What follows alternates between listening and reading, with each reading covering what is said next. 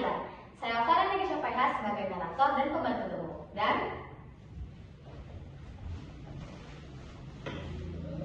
saya Muhammad Nabila sebagai pengawal. saya Najwa Fadila sebagai tukang pedati. Saya Nayana Adani sebagai pembuat jembatan. Saya Zahra Faiza sebagai pembuat kayu. Saya Nisha Dalamaka sebagai penjual kayu. Saya Sufina sebagai pembantu urus. Dan saya Daniel Yaktar sebagai hakim. Selamat menyaksikan.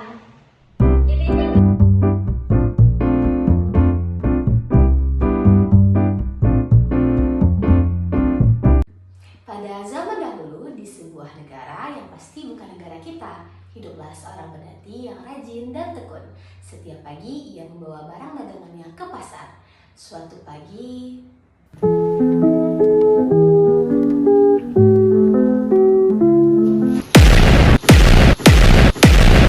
namun sayangnya, ternyata kayu yang dibuat untuk jembatan tersebut tidak kuat. Akhirnya tukang pedati itu jatuh ke sungai.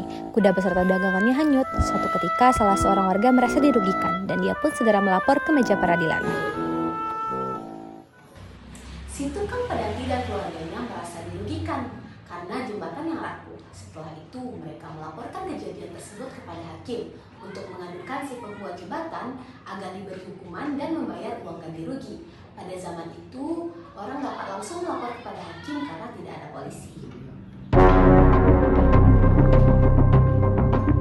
Ya, Hakim, saya merasa dirugikan karena kejadian kemarin. Saya ingin si pembuat jembatan itu dituntut dan dihukum dengan apa perbuatan kemarin. Baiklah, permintaan Anda saya lakukan. Pengawal, panggil si tukang pembuat jembatan dan bawa dia ke sini. Baik, Yang Mulia. Setelah beberapa jam kemudian, si pengawal membawa si pembuat jembatan. Si pembuat jembatan tentu protes dan tidak terima. Yang Mulia, si tukang pembuat jembatan. Silakan dulu. Apa salah hamba yang mulia sehingga saya datang ke pengadilan dan duduk di kursi terdakwa ini yang mulia? Kesalahanmu adalah membuat jembatan yang tidak menyusahkan, sehingga mengakibatkan si tukang pedati beserta pedati dan barang dagangannya jatuh ke sungai. Maaf yang mulia, saya membuat jembatan menggunakan kayu yang saya beli pada pedagang kayu yang mulia. Kayu tersebut kualitasnya memanglah jelek yang wahai mulia. Lah, kalau kamu tahu kualitasnya jelek, mengapa masih kamu pakai? Begini yang mulia, jika saya harus menggunakan kayu yang berkualitasnya baik, maka harga tersebut tinggi yang mulia. Sehingga saya hanya mendapatkan untung yang sedikit wahai yang mulia. Lagi pula, pedagang kayu tersebut merupakan anak penggua istana. Sehingga saya tidak dapat menolak jika ia memberikan kayu yang berkualitas jelek tersebut wahai yang mulia. Oh, begitu ceritanya. Ya udah, kamu saya bebaskan dari tuntutan. Pengawal, bawa pembuat jembatan dan bawa kemari si tukang kayu. Baiklah, Yang Mulia.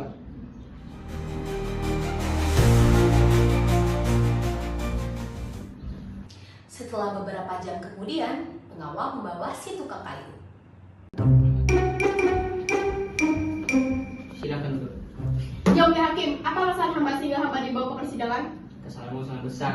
Kayu yang kamu bawa untuk si pembuat jembatan itu ternyata jelek dan rapuh, sehingga menyebabkan seseorang jatuh beserta pedati dan kudanya. Kalau begitu, jika itu permasalahannya, silakan saja si penjual kayu yang menjual kayu yang jelek. Betul juga kata si tukang kayu ini.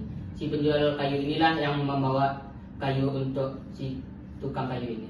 Ya udah, pengawal, bawa dia keluar dan bawakan saya si penjual kayu sekarang. Baiklah, Yang Mulia. Pergilah si pengawal tersebut menjemput si penjual kayu. Si penjual kayu dibawa oleh pengawal tersebut ke hadapan Iya. hakim. Duduk. Yang mulia, apa kesalahan saya sehingga saya dipanggil ke persidangan ini? Kesalahanmu sangat besar karena membawa kayu yang tidak bagus untuk si tukang kayu ini, sehingga menyebabkan jembatan tidak kukuh dan menyebabkan seseorang jatuh dan beserta barang dagangannya. Kalau itu permasalahannya, salahkan pembantu saya. Dialah yang menyediakan beragam jenis kayu untuk dijual dan dialah yang salah memberikan kayu jelek untuk dijual. Benar juga katamu. Pengawal, bawakan saya si pembantu sekarang. Baik, Yang Mulia.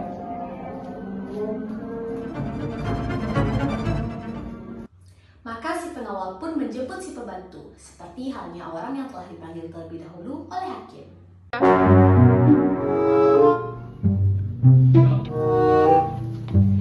Hakim, apa kesalahan saya sehingga saya dipanggil ke persidangan ini? Kesalahanmu Kamu sangat besar karena kamu membawa kayu yang tidak bagus untuk si tukang kayu dan menyebabkan jembatan tidak kukuh beserta seseorang jatuh dan kehilangan pedati dan barang dagangannya.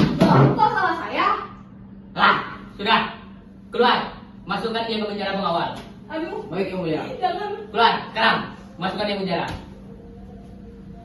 Setelah beberapa menit kemudian, si pengawal kembali memasuki ruang persidangan dan menghadap sang hakim. Hai pengawal, apakah hukuman sudah dilaksanakan?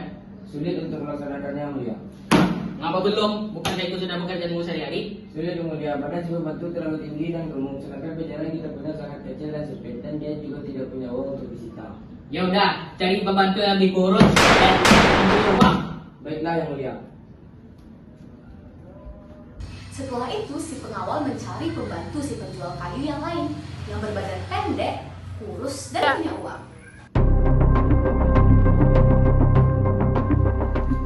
Boleh yang mulia hakim, apa kesalahan hamba sehingga hamba harus masuk penjara?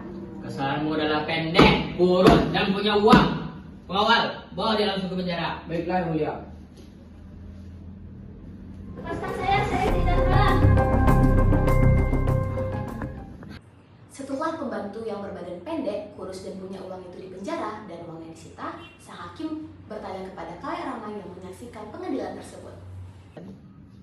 Saudara-saudara semua, bagaimana kabar pandangan kalian? Apakah peradilan ini sudah adil?